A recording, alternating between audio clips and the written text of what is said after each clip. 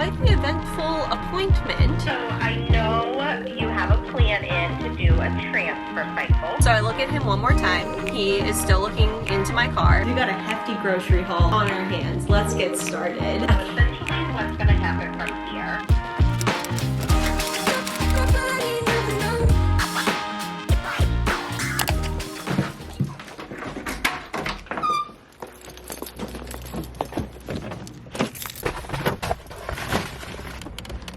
And hello everybody, it is Dingle here and welcome back to my channel. I hope y'all are doing super duper well. I just got my eyebrows done, so that is the redness going on. But I had quite the eventful appointment and I'm a little shaken up about it. So if you guys know anything about the main mall, if you live around here or you've been to the main mall, even if you haven't, I'll explain it anyway. But the Ulta is a separate building from the mall. It's like right near the mall, but it's just not connected. And the front of the building has 2 rows of parking, and then if you can't find any parking around there, there are just a handful of spots on the side of that building. So there's the front and then there's the side, and it's like a small area. I couldn't find any parking on the front because there is some construction going on. There's 2 shops within that like single building. There's Ulta and then this other one. It used to be a Pier 1 Imports, but it shut down. And when I drove in, it seemed like someone had bought it and they were doing construction. So a handful of those spots you couldn't park in. There was a fence around them for all the construction stuff. And so there weren't as many spots as usual, and I couldn't find a spot in front. So I went around to the side of the building, and it's a little more private. Is that the word that I want to use to describe it? Like, there's not as much hubbub going on around there. It's not in plain sight compared to the front of the building. I park there all the time when I can't find parking spots. And when I got there, there was a family that had pulled in and they were getting out of their car, but there was also a singular man, and I normally wouldn't think anything of it, but my spidey senses were definitely tingling because he didn't seem to be doing anything besides hanging around on the side of the building. I saw that he did have headphones in his ear. I was looking to see if he was on the phone or whatever, but I couldn't see him physically speaking, but he still could have been on a phone call. You know, you never know. But the weird thing is, every time that I looked over at him, he was looking at me. Every time. To a point where I looked at him for an uncomfortable amount of seconds to make sure he understood that I saw him, and it was weird that he was looking at me, and it took him a few seconds to look away. It was like a stare down, and in my head I was like, Mac, just get another spot. But also in my head I had a plan for coming back out of the building. I was gonna call Jack. If I felt super uncomfortable, I would ask an employee to walk me to my car. Like, I've seen all the true crime, I've seen all the TikToks. I was not about to be super dumb about it, but I also wasn't going to let him dominate where I was going to be parking. Like, there was no freaking way. So I look at him one more time. He is still looking into my car, and I get out of the car and I look at him again, and I look at him as I'm walking away, and he still is just looking at me. And he also had his jacket like hanging on one of the corners of the dumpster that is located on the side of that building too. He was just like hanging out there, and I was like, okay. I even took before footage of my brow, and you can see him skulking in the background of that clip, I'm pretty sure. But I have a whole plan. I go to my brow appointment, and what I'm gonna do is exit the building, and instead of just sticking close to the building and going straight to my car, I'm gonna make like a giant loop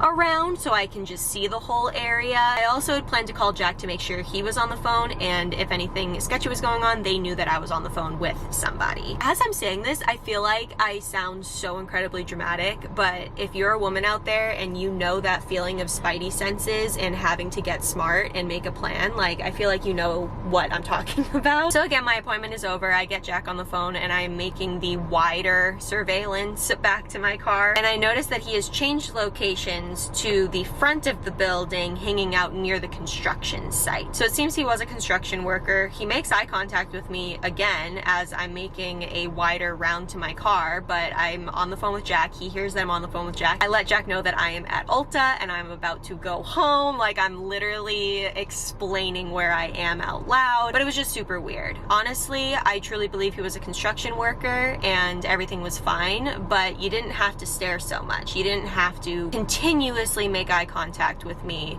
as I'm getting out of my car and as I'm going back to my car.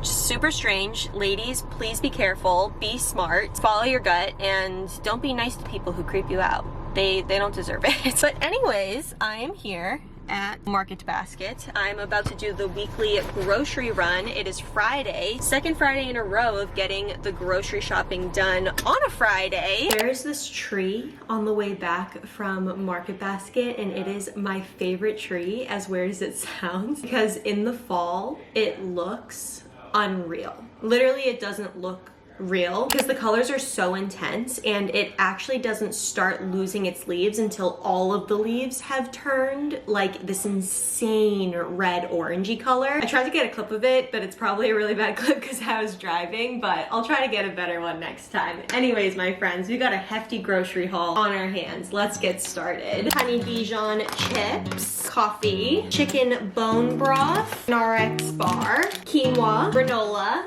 crushed tomatoes, whole peeled tomatoes, minestrone soup, and cannellini beans, don't know how to say it, beans, black beans, Fairlife protein shakes, green chilies, tuna, and grape jelly, eggs, strawberries, tomatoes, avocado, red bell pepper, bananas, sweet potato, beets, onion, golden potatoes, lemon, cucumbers, spinach, apples, baby carrots, plain Greek yogurt, spicy hummus, tzatziki sauce, or however you say it, and frozen broccoli. So I know you have a plan in to do a transfer cycle, which is exciting. Yes. So you're already financially approved, so I can get the medication that you're going to need sent in for you. So essentially what's going to happen from here is I'm going to send these medications in. The estrogen, which is the first medication, that it's an oral tablet. Okay. And you're going to start it with the first day of your period. Okay. You're going to call with that first day of full red flow, even if it's over the weekend. Okay. And you're going to be instructed to start up this estrogen. Okay. Again, oral tablet, and you're going to take 3 tablets twice a day, 3 in the morning, 3 in the evening, for a total of 6 tablets daily. Oh my gosh. Okay, got it. And then you'll be on the estrogen medication for about 2 to 3 weeks by itself, because it's going to help to thicken the lining of your uterus to make a good environment for the embryo. And it will also prevent you from ovulating, which is in turn going to prevent you from starting a period. Okay. So the estrogen you'll be on for about 2 to 3 weeks by itself. You'll then come in for a testing appointment, which will be blood work and ultrasound.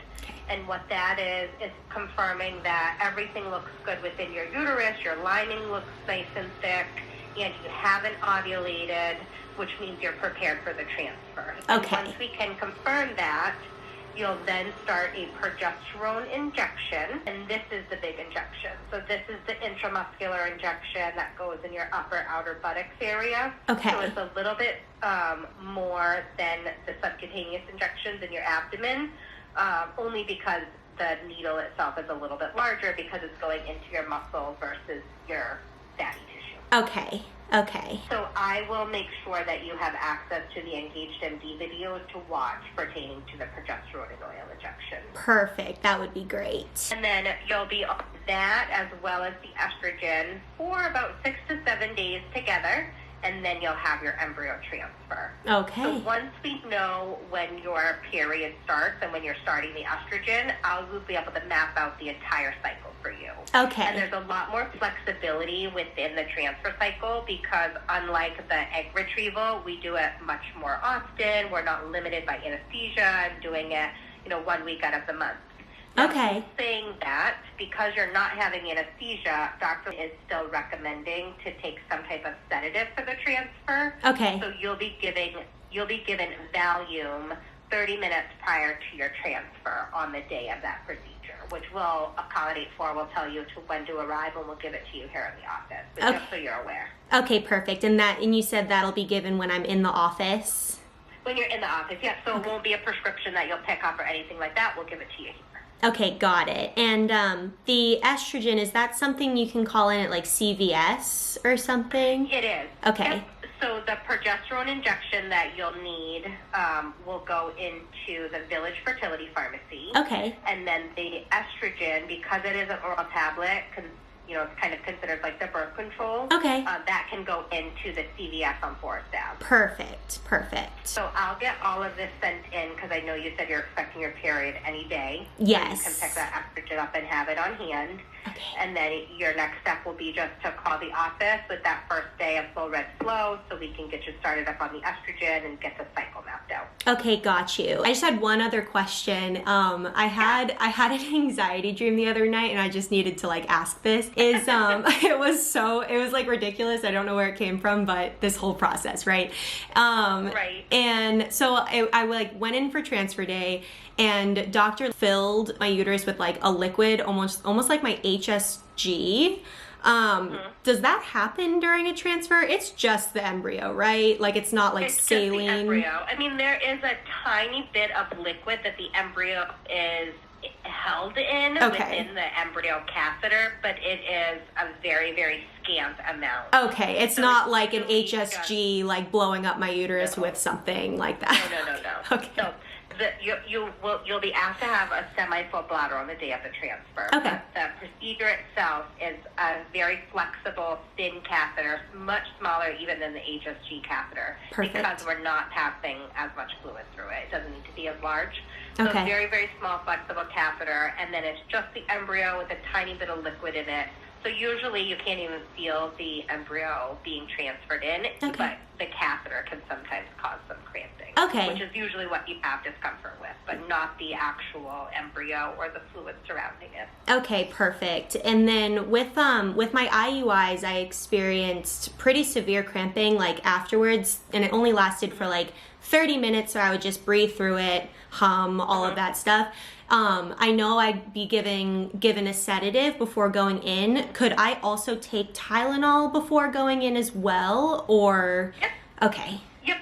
Okay. We don't recommend ibuprofen or Aleve once you have the transfer, just because we really want you to treat your body like you're pregnant. So that's not recommended in pregnancy. So we do recommend, you know, Tylenol, extra strength Tylenol is your first line. So we can give that to you in addition to the Valium while you're here. We have Tylenol here in the office. Okay. So we can just, 1,000 milligrams of Tylenol and then the Valium. So I just wouldn't take any that morning of your transfer, since we'll be giving it to you while you're here in the office. That's perfect. Okay, great. Those are all the questions, so thank you. And then I think the only other thing that we need is the transfer consent. So you signed one previously when you signed your IVF consents, but they've just expired. Okay. So they're only good for 120 days.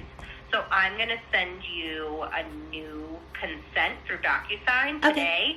All you have to do is fill it out, and then you should be all set with that. Okay, perfect. I will get that back to you at some point tonight. And then, is that stopping you from calling in the estrogen pills, or can I do that kind of simultaneously? No. Okay. I've already sent in the estrogen to CVS and the progesterone to Village, so you should be able to pick that up and have it on hand, and then just sign these consents at your convenience. We would just want them signed realistically before you start the medication. So I'll send them to you and Jack, and then I'll wait to hear from you with that first day of your period. Sounds good. Thank you so much. Appreciate it. Oh, you're very welcome. If you have any other questions, just give me a call back, but otherwise I'll wait to hear from you with day one. All right, sounds good. Have a good one. All right, take care. Bye-bye. Thanks. Oh my gosh, there's so much to say. I just can't say it right now because I'm live streaming. Okay, bye.